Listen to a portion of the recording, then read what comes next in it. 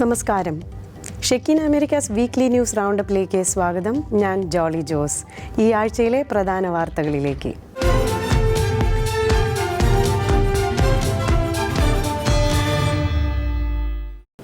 Transgender വിഭാഗങ്ങൾക്ക് പിന്തുണ നൽകുന്ന സംഘടനകൾക്ക് ഫെഡറൽ ഫണ്ടിംഗ് നിർത്തിവെക്കാൻ ട്രംപ് ഭരണകൂടം പദ്ധതിയിടുന്നതായി റിപ്പോർട്ട്.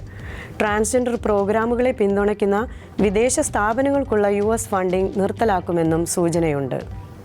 ഗർഭചിത്രം സംബന്ധിച്ച സേവനങ്ങൾ നൽകുന്നതും അതിന് പ്രോത്സാഹിപ്പിക്കുന്നതും വിലക്കിക്കൊണ്ടുള്ള മെക്സിക്കോ സിറ്റി പോളിസി എന്ന നയത്തിന്റെ വിപുലീകരണമായാണ് പുതിയ നീക്കമെന്നാണ് വിലയിരുത്തൽ. പുതിയ നയപ്രകാരം ലിംഗരാഷ്ട്രീയം, ലിംഗസമത്വം തുടങ്ങിയ ആശയങ്ങളെയും LGBT ആശയങ്ങളെയും പ്രോത്സാഹിപ്പിക്കുന്ന പദ്ധതികളെ പിന്തുണയ്ക്കുന്ന വിദേശ സ്ഥാപനങ്ങൾക്കുള്ള ഫണ്ടിംഗ് നിർത്തലാക്കുമെന്നാണ് റിപ്പോർട്ടുകൾ പറയുന്നത്. സന്നദ്ധ സംഘടനകൾ, വിദേശ സർക്കാരുകൾ, ഐക്യരാഷ്ട്രസഭയുടെ പരിപാടികൾ എന്നിവയ്ക്ക് ഈ വിലക്ക് ബാധകമാണെന്നും റിപ്പോർട്ടുകൾ വ്യക്തമാക്കുന്നു. വിദേശത്തും സ്വദേശത്തുമുള്ള US സഹായം സ്വീകരിക്കുന്ന NGO-കൾ, അന്താരാഷ്ട്ര സംഘടനകൾ, വിദേശ സർക്കാരുകൾ എന്നിവയ്ക്ക് ഗർഭചിത്രം, ലിംഗരാഷ്ട്രീയം എന്നിവയെ പ്രോത്സാഹിപ്പിക്കുന്നതിന് വിലക്കുണ്ടാകും. നയമാറ്റം സംബന്ധിച്ച മാധ്യമപ്രവർത്തകരുടെ ചോദ്യത്തിന് അമേരിക്ക ഫസ്റ്റ് എന്ന വിദേശ നയം മുന്നോട്ട് കൊണ്ടുപോകുന്നത് തുടരുമെന്നായിരുന്നു ബന്ധപ്പെട്ട ഉദ്യോഗസ്ഥന്റെ മറുപടി. പദ്ധതിയുടെ വിശദാംശങ്ങൾ ട്രംപ് ഭരണകൂടം തങ്ങളെ അറിയിച്ചതായി global health council, MSI, reproductive choices എന്നീ സംഘടനകൾ വെളിപ്പെടുത്തിയിട്ടുള്ളതായും മാധ്യമങ്ങൾ റിപ്പോർട്ട് ചെയ്തു. ക്രിസ്മസ് ദിനത്തിൽ ദിവ്യബലി അർപ്പിക്കുന്ന പതിവ് പുനഃസ്ഥാപിച്ച് ലിയോ 14 പാപ്പ. ഊർബി എറ്റ് ഓർബി ആശീർവാദത്തിന് മുൻപ് സെയിന്റ് പീറ്റേഴ്സ് ബസിലിക്കയിൽ പാപ്പ ദിവ്യബലി അർപ്പിക്കും. ഊർബി എറ്റ് ഓർബി ആശീർവാദത്തിന് മുൻപ് ക്രിസ്തുമസ് ദിനത്തിൽ ദിവ്യബലി അർപ്പിക്കുന്ന പതിവ് പുനഃസ്ഥാപിച്ച് ലിയോ 14 പാപ്പ.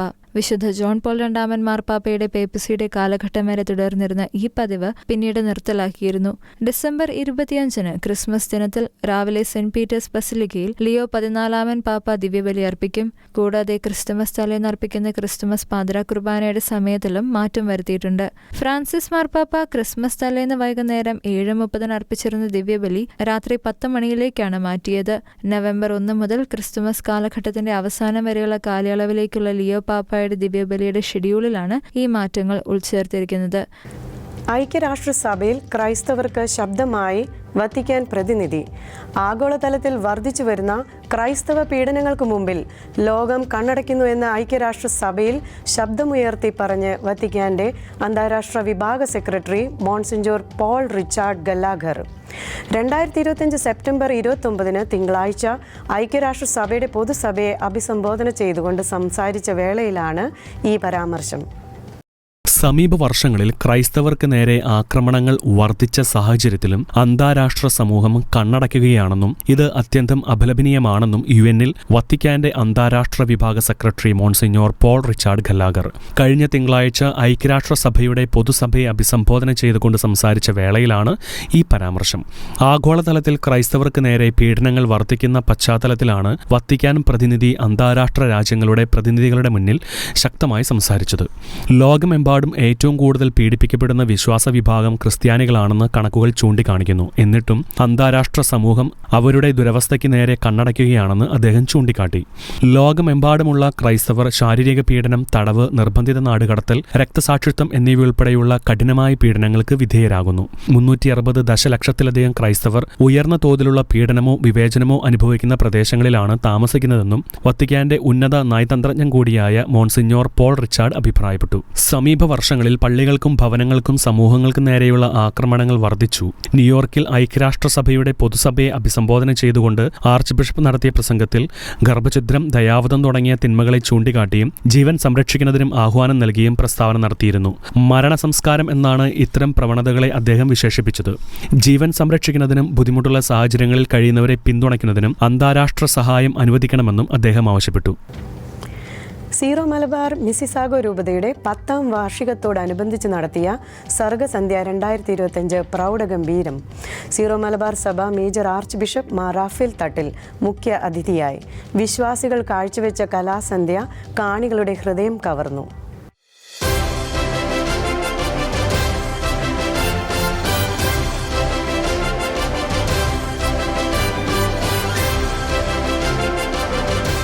മിസ്സിസാഗ രൂപതയുടെ 10ാം വർഷത്തിനോടനുബന്ധിച്ച് നടത്തിയ സർഗസന്ധ്യ 2025 ഗംഭീര വിജയമെന്ന് മിസ്സിസാഗ രൂപത അധ്യക്ഷൻ മാർ ജോസ് കല്ലുവേലിൽ അറിയിച്ചു.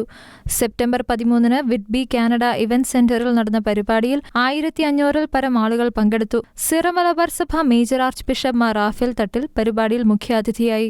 സമൂഹത്തിലെ പല പ്രമുഖരും പരിപാടിയിൽ പങ്കെടുത്തു. പരിശുദ്ധ കുർബാനയെ ആസ്പദമാക്കി നോർത്ത് അമേരിക്കയിലെ ഏറ്റവും വലിയ Malayalam biblical musical drama eternity 150-ൽ പരം കലാകാരന്മാർ ചേർന്ന് അവതരിപ്പിച്ചു. യുവജനങ്ങൾ അണിയിച്ചൊരുക്കിയ ബ്യൂട്ടി ആൻഡ് ദ ബീസ്റ്റ് കഥയെ ആസ്പദമാക്കിയുള്ള റിഡംഷൻ എന്ന മ്യൂസിക്കൽ ഡ്രാമ കാണികളുടെ ഹൃദയം കവർന്നു. മിസ്സിസാഗ രൂപതാധ്യക്ഷൻ മാർ ജോസ് കല്ലുവേലിന്റെ രചനയിലും പ്രശസ്ത സംഗീതജ്ഞൻ കാർത്തിക് മാസ്റ്ററിന്റെ സംഗീതത്തിൽ നിന്നും ഉരുവായ ഒന്നിച്ചൊന്നായി ഉണരാം എന്ന മിസ്സിസാഗ രൂപതയുടെ ആന്തം വിവിധ ഇടവകളിൽ നിന്നും 50ഓളം ഗായകർ ചേർന്ന് ആലപിച്ചാണ് പരിപാടികൾക്ക് ഗംഭീര തുടക്കം കുറിച്ചത്. പരിപാടിയുടെ mega sponsor Bibi John, platinum sponsor doctor Sunny and Thresiamma Johnson, gold sponsors, silver sponsors, super pack എന്നിവരെ ആദരിച്ചു. ജിമ്മി വർഗീസ്, ആഞ്ചല ജെയിംസ് എന്നിവരുടെ നേതൃത്വത്തിൽ റിയ മാത്യു സംവിധാനം ചെയ്ത റിഡംഷനും തോമസ് വർഗീസിന്റെ നേതൃത്വത്തിൽ ബിജു തയ്യൽച്ചിറ സംവിധാനം ചെയ്ത ഇറ്റേണിറ്റിയും മികച്ച പ്രകടനം കാഴ്ചവെച്ചു. സീറോ മലബാർ സഭയുടെ വ്യക്തിത്വം പ്രദർശിപ്പിക്കുന്നതിനൊപ്പം ദിവ്യകാരുണ്യ ആത്മീയത പ്രചരിപ്പിക്കുക, പ്രാദേശിക പ്രതിഭകൾക്ക് അവസരം കൊടുക്കുക, രൂപതയുടെ അജപാലന ശുശ്രൂഷയെ ശക്തിപ്പെടുത്തുക എന്നിവയുമാണ് സർഗസന്ധ്യ 2025 ലക്ഷ്യം വെച്ചത്. ടെക്സസിൽ വിശ്വാസ തീക്കാറ്റ്. ടെക്സസിലെ പബ്ലിക് സ്കൂളുകളിൽ 10 കൽപ്പനകൾ പ്രദർശിപ്പിക്കാനും സ്റ്റേറ്റിന്റെ പിന്തുണയോടുകൂടി വിശുദ്ധ ബൈബിൾ ആധാരമാക്കിയിട്ടുള്ള പാഠ്യപദ്ധതി ആവിഷ്കരിക്കാനും പ്രാർത്ഥനാ സമയങ്ങൾ ക്രമീകരിക്കാനുമുള്ള നിയമങ്ങളെ ശക്തമായി പിന്തുണച്ച് Texas attorney general Ken Paxton. US എന്ന രാജ്യം സ്ഥാപിതമായത് ബൈബിൾ അധിഷ്ഠിത സത്യത്തിലാണ്.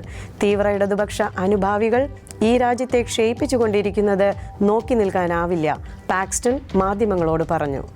US എന്ന രാജ്യം പടുത്തുയർത്തപ്പെട്ടത് ബൈബിളധിഷ്ഠിത സത്യവിശ്വാസത്തിലാണെന്നും അതുകൊണ്ട് തന്നെ തീവ്ര ഇടത് അനുഭാവികൾ രാജ്യത്തെ മുച്ചൂട് മാന്തി നശിപ്പിക്കുന്നത് കണ്ടുകൊണ്ടിരിക്കുവാൻ സാധിക്കില്ല എന്നുമാണ് റിപ്പബ്ലിക്കൻ പാർട്ടി പ്രവർത്തകനും ടെക്സാസിന്റെ അറ്റേർണി ജനറലായി സേവനം ചെയ്യുന്ന കെൻ പാക്സ്റ്റൺ പറഞ്ഞുവച്ചത്. അതിനാൽ തന്നെ ടെക്സാസിലെ പബ്ലിക് സ്കൂളുകളിൽ 10 ദൈവകൽപ്പനകൾ പ്രദർശിപ്പിക്കുവാനും പ്രാർത്ഥനാ സമയങ്ങൾ ആവിഷ്കരിക്കുവാനും പ്രാർത്ഥനാ സമയങ്ങളിൽ കർത്തൃപ്രാർത്ഥന ചൊല്ലുവാനുമാണ് പാക്സ്റ്റൺ പദ്ധതിയിട്ടിരിക്കുന്നത്. അതേസമയം മറ്റ് മതവിശ്വാസങ്ങൾ അനുഷ്ഠിച്ചു വരുന്ന ചില മാതാപിതാക്കൾ ഈ നിയമത്തിനെതിരെ കേസ് ഫയൽ ചെയ്തതിനാൽ ടെക്സാസിലെ ഫെഡറൽ ജഡ്ജ് ഈ തീരുമാനത്തിന് വിലക്ക് കൽപ്പിച്ചെങ്കിലും നിവേദനവുമായി മുന്നോട്ട് പോകുവാൻ തന്നെയാണ് ഒരുങ്ങി ഇറങ്ങിയിരിക്കുന്നത്.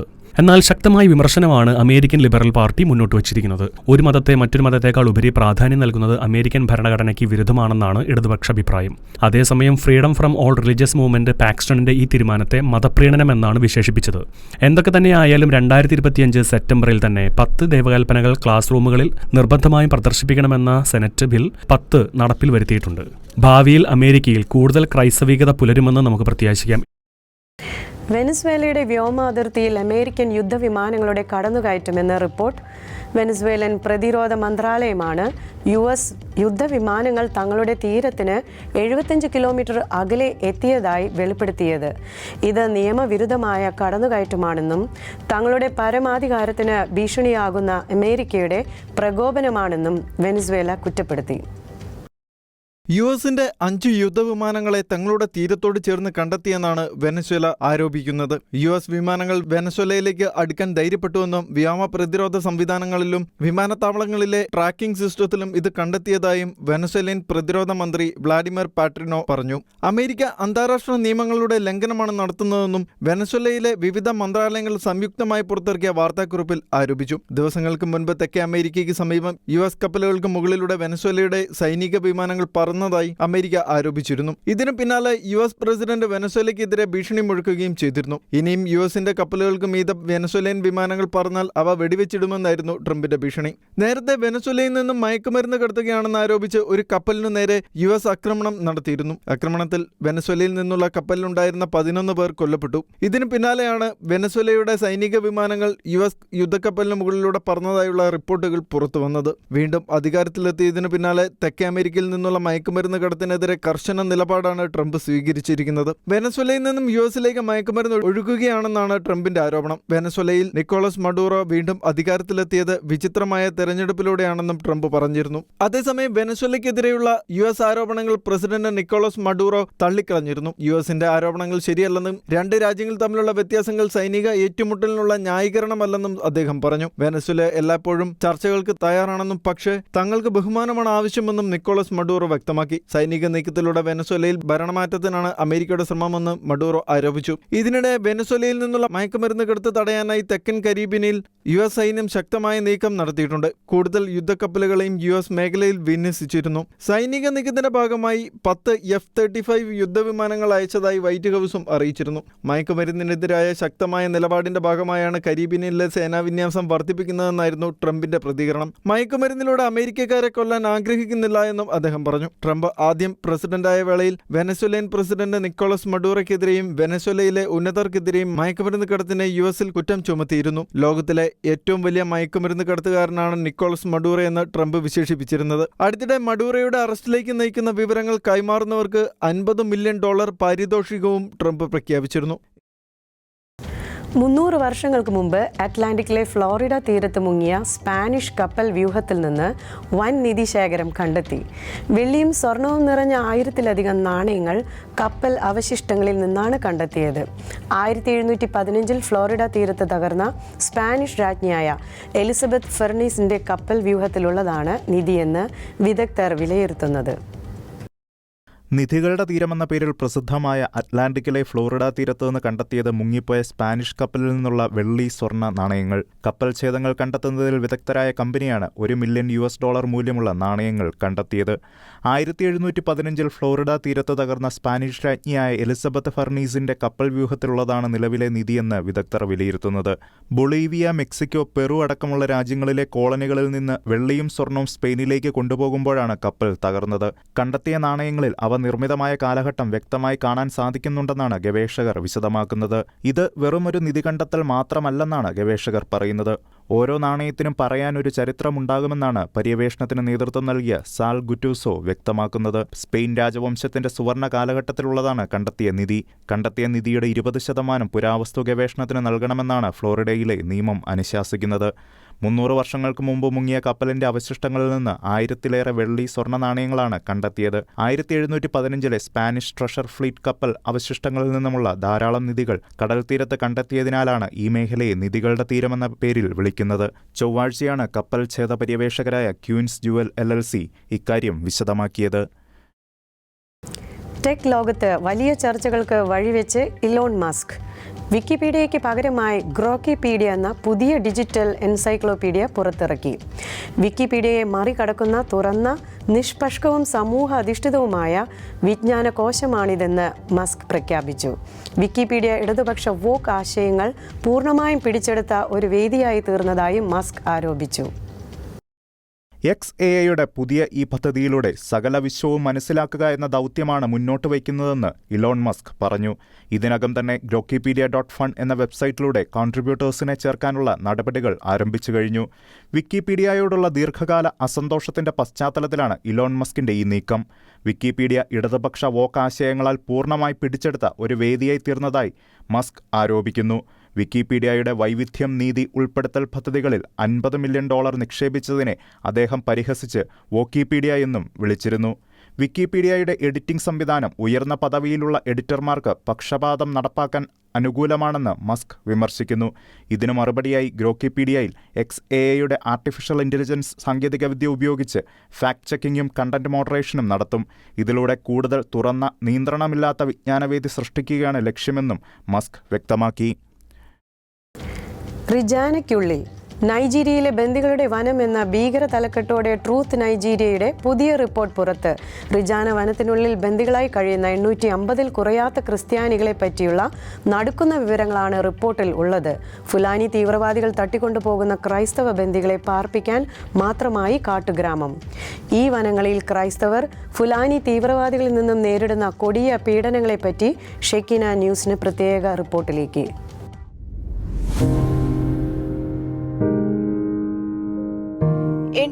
250ഓളം ക്രൈസ്തവർ ഒരു കൊടും കാട്ടിൽ ഇസ്ലാമിക തീവ്രവാദികളാൽ ബന്ദികളാക്കപ്പെട്ട് അതിക്രൂരമായ പീഡനങ്ങളിലൂടെ കടന്നുപോയിക്കൊണ്ടിരിക്കുന്നു. അതിൽ ചിലരെ വെടിവെച്ചു കൊല്ലുന്നു, കൈക്കുഞ്ഞുങ്ങളെ ക്രൂരമായി ഉപദ്രവിക്കുന്നു, സ്ത്രീകളെ ലൈംഗിക അതിക്രമങ്ങൾക്ക് വിധേയരാക്കുന്നു. ഇത് അങ്ങ് ഗാസയിലല്ലാത്തതിനാൽ ആരുടെ മനസ്സാക്ഷി മരവിക്കുന്നില്ല. റിജാനയ്ക്കുള്ളിൽ നൈജീരിയയിലെ ബന്ദികളുടെ വനം എന്ന ഭീകര തലക്കെട്ടോടെ ട്രൂത്ത് നൈജീരിയയുടെ പുതിയ റിപ്പോർട്ട് പുറത്തുവന്നിരിക്കുകയാണ്. റിജാന വനത്തിനുള്ളിൽ ബന്ദികളായി കഴിയുന്ന 850-ൽ കുറയാത്ത ക്രിസ്ത്യാനികളെ പറ്റിയുള്ള നടുക്കുന്ന വിവരങ്ങളാണ് റിപ്പോർട്ടിൽ ഉള്ളത്. ഫുലാനി തീവ്രവാദികൾ തട്ടിക്കൊണ്ടുപോകുന്ന ക്രൈസ്തവ ബന്ദികളെ പാർപ്പിക്കാൻ മാത്രമായി ഒരു കാട്ടുഗ്രാമം. ഗാസയിലെ തുരങ്കങ്ങളിൽ ഇസ്രായേലിന്റെ ബന്ദികളെ കൊടിയ മനുഷ്യാവകാശ ലംഘനങ്ങളോടെ പാർപ്പിക്കുന്ന ഹമാസ് തീവ്രവാദികളെക്കാൾ പൈശാചികതയാണ് ഈ വനങ്ങളിൽ ക്രൈസ്തവർ ഫുലാനി തീവ്രവാദികളിൽ നിന്ന് നേരിടുന്നത്. ഭീകരതയുടെ ഈ കൊടും വനത്തിൽ തങ്ങൾ കടന്നുപോയ ദുരനുഭവങ്ങൾ വിവരിച്ച് രംഗത്ത് വന്നിരിക്കുന്നത് അതിന് ഇരകളായവർ തന്നെയാണ്. റിജാനയിൽ മാസങ്ങളോളം തീവ്രവാദികളുടെ തടവിലായിരുന്ന ഇരകൾ 50-ലധികം തടവുകാരെ വീതം പാർപ്പിച്ചിട്ടുള്ള 11 പ്രധാന ക്യാമ്പുകൾ ഈ ഭീകര വനത്തിൽ തങ്ങൾ കണ്ടതായി വിവരിച്ചു. 30 തടവുകാർ വീതമുള്ള 10 ചെറിയ ക്യാമ്പുകളും അവർ കണ്ടു. ഓഗസ്റ്റ് വരെ ഗ്രാമത്തിൽ ഉണ്ടായിരുന്നതായി കരുതപ്പെടുന്ന ക്രൈസ്തവ തടവുകാരുടെ ആകെ എണ്ണം 850 ബന്ദികളെ സൈനിക താവളങ്ങൾക്ക് സമീപമാണ് തടവിലാക്കിയിരിക്കുന്നതെന്നും എന്നിട്ടും അവരെ രക്ഷിക്കാൻ ആരും ഒന്നും ചെയ്യുന്നില്ല എന്നുമുള്ളതാണ് ദയനീയമായ വസ്തുത. ജൂൺ 4 രാത്രി കടുന സംസ്ഥാനത്തെ ഗൗഡെ ഗ്രാമത്തിലുള്ള വീട്ടിൽ നിന്ന് തട്ടിക്കൊണ്ടുപോയ 32 വയസ്സുള്ള എസ്തർ ഇമ്മാനുവേലിന്റെയും 10 മാസം മാത്രം പ്രായമുള്ള അവളുടെ മകൾ അനിതയുടെയും അനുഭവങ്ങൾ ട്രൂത്ത് നൈജീരിയ റിപ്പോർട്ട് വിശദീകരിക്കുന്നു.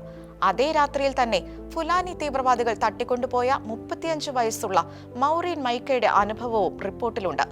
തോക്കും വടിവാളും കത്തിയുമായി രാത്രിയിലെത്തിയ അക്രമികൾ പ്രായ ലിംഗഭേദമെന്നേ അവരെ ഭീകരതയുടെ ആ വനത്തിലേക്ക് കടത്തുകയായിരുന്നു. രാത്രി മുഴുവൻ 10 മാസം മാത്രം പ്രായമുള്ള കൈക്കുഞ്ഞുമായി നടത്തിച്ച് കൊടും വനത്തിലെ ക്യാമ്പുകളിൽ എത്തിച്ച ശേഷവും ക്രൂരവും ഹീനവുമായ രീതിയിലായിരുന്നു തീവ്രവാദികളുടെ പെരുമാറ്റം.